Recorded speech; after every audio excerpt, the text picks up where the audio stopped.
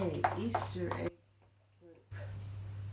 I've already mixed up my solution. Layer 1 in 3 soaps.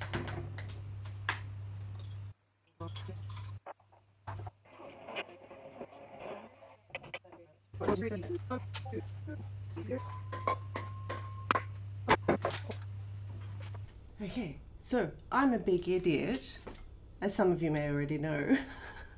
And that first batch of brown, which is set up beautifully and quickly, I didn't have time to get the microphone and everything set up. I thought I would. Anyway, we're set up properly now for my Easter soap. I've made all these lovely eggs out of the end bits of other soaps that I'm going to lodge into the brown. First, I'm going to get my next layer. This is 3 layers. So I've basically just made 3 sets of my regular soap. You can see from there, I think. Now this is rose and frankincense, rose petal and frankincense oil, fragrance oil. I don't usually use fragrance oils, but as this is for gifts, I thought I'd give it a go. Got the old TD here, which is what soap makers call titanium dioxide, which makes the layer completely white if you get enough of it in there. And to do that effectively, one needs one's stick blender.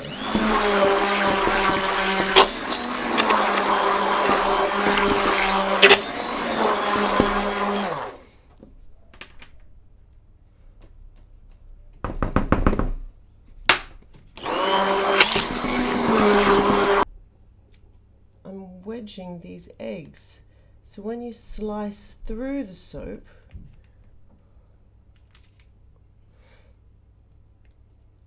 you'll get different pieces of egg.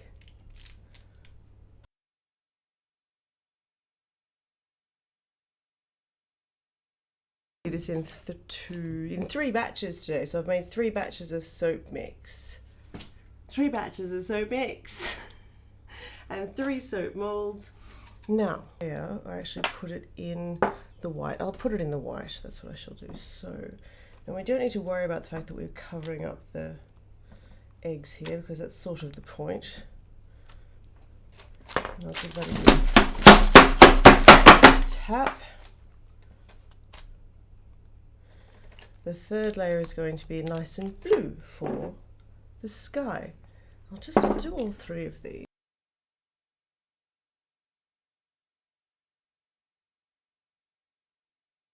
Now, I'm going to sprinkle on.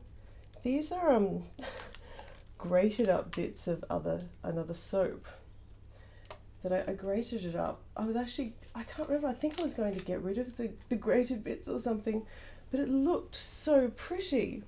Look at that, it looks so pretty. I've had it in a jar for ages.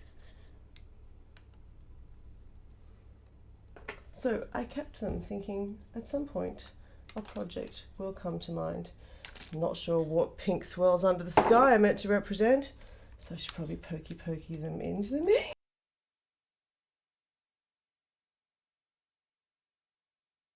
Wondering, the batch that I told you about in the last video, so this is 550 olive oil, 250 rice bran oil, 100 castor oil, and 100 organic shea butter. It's also organic castor oil. I only use extra virgin cold processed olive oil, and yeah, I have found it makes a difference if you use cheaper olive oil. Like if you go for the home, like the regular generic brand. Oh, puppet hand. Go with the little generic brand. The generic brand that just says olive oil. It's like the Third Press or something else. It just doesn't make as nice a soap, not by a long shot. Anyway, I'm really excited about this one. I'll be really interested to see how it ends up. So I'm going to mix up the blue batch and I'll come back and talk to you about that. Adding the colors is just a matter of, so this is titanium dioxide, and I mixed it in with some sunflower oil. You just need to choose a soft oil. And if you want to know what are soft and what are hard oils, just Google a soap making chart for oils. I don't have one on hand. So that was the brown mica, brown mineral mica, mixed in with, it's a copper one actually, because I like things to get a little bit of a metallic flair to them. And the one thing that's interesting to note is the perfume oils change the consistency. So if I'd been working with this white, it wouldn't have had that moisturizer, creamy, it would have been more thick and clumpy. What's interesting is really, I use a lot of ylang ylang, and ylang ylang really affects the setup of your soap. No, it's not a perfume oil, it's an essential oil. So essential oils and fragrance oils do change how your oils, how saponification happens. They affect the chemical reaction, they add another component. So yeah, you've got to have a bit of a test. Most of my Easter eggs were made from this batch of soap that I made, which has been sitting for at least a week, and I could crush that completely very, very easily. It's still, see that? It's still so soft. And that was because I used a fragrance oil I haven't used before. I get migraines from perfume, so I tend to avoid them like the plague. I've had a strong migraine medication this morning, so I could make this. Because I'm just finding that the amount of essential oil that's required so that people can pick up the soap and smell it is so much. And that's why most soap makers, I think, do use fragrance oils. I've avoided them for years because my system just doesn't really like them. I've managed to find a few that don't make me really, really ill. So I stick to those. This was rose petal and frankincense. I'll put a list in the description. How about that? Okay, I'll come back with the blue layer soon, and then we'll finish off tomorrow morning with a cut for you so you can see how the eggs look inside. I'm a bit excited. Boop! I forget to push video button. So I've just mixed this third batch with a cooler, about a 25-30 degree lye solution. And I've just mixed it past emulsification. So what I'm going to do now is I don't want it to be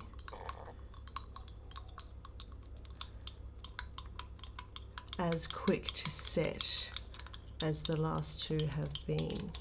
The white one is still quite creamy, which is nice, but it's thick enough that I can easily pour this on top. So let's get that color mixed in. I've got some white ready to go in case this doesn't look quite blue enough, or if it looks too, because you never know what's going to happen as your soaps set up. They can totally change color on you. I have a little bit more of a blue where I've got that.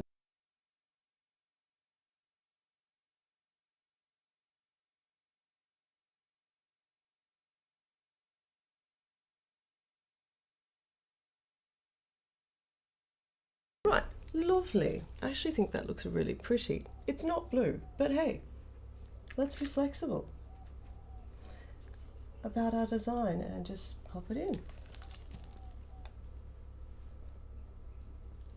Let's come back over here so you can see what I'm doing.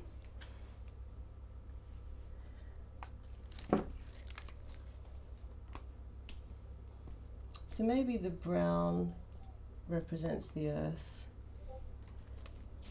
and the white is just a layer around the eggs.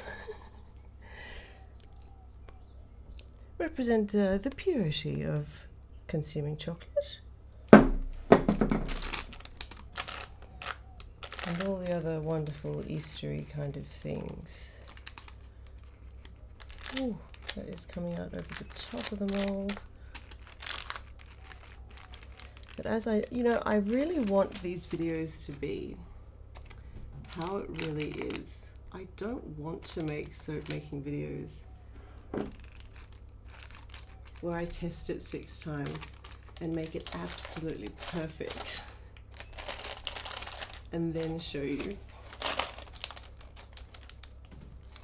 Okay, now this is going to be fun because of its thickness to make swirly patterns with. I do like a good swirly pattern. I should have kept some aside in a different colour, but we can just moosh it around like that. Now on top, that's right, on top I had a plan. The second jar of what's-its, bits of other soaps that I've collected. It's really pretty, isn't it? I've had it on the windowsill for ages. Sprinkly, sprinkly, sprinkly. I'm going to just push down a little bit so that they do stay in the soap, because that's a thing that happens. You cut your soap and all of this stuff just falls off. I don't want to push down too hard and press it all the way in, but oh, that looks really good with the green. You see, this is just a lovely thing to do with a bit of your creative juices. Those of you out there who are musicians or artists and you perform and you just can't do gigs at the moment,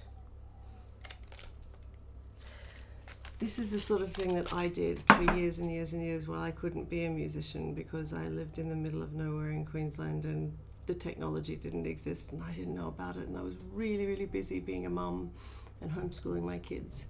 I found ways to be creative. So maybe right now is a time when we all need to find other ways to be creative. And I think giving people an Easter soap is a really good idea right now. That sounded a bit arrogant, didn't it? Because it's my idea. I'm sure I'm not the only person who's had it. Okay, so that's done. I hope you enjoyed the video.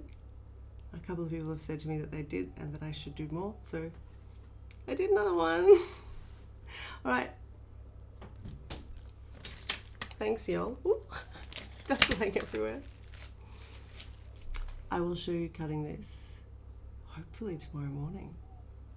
It's about 3 o'clock in the afternoon now, so gosh, I'm greasy.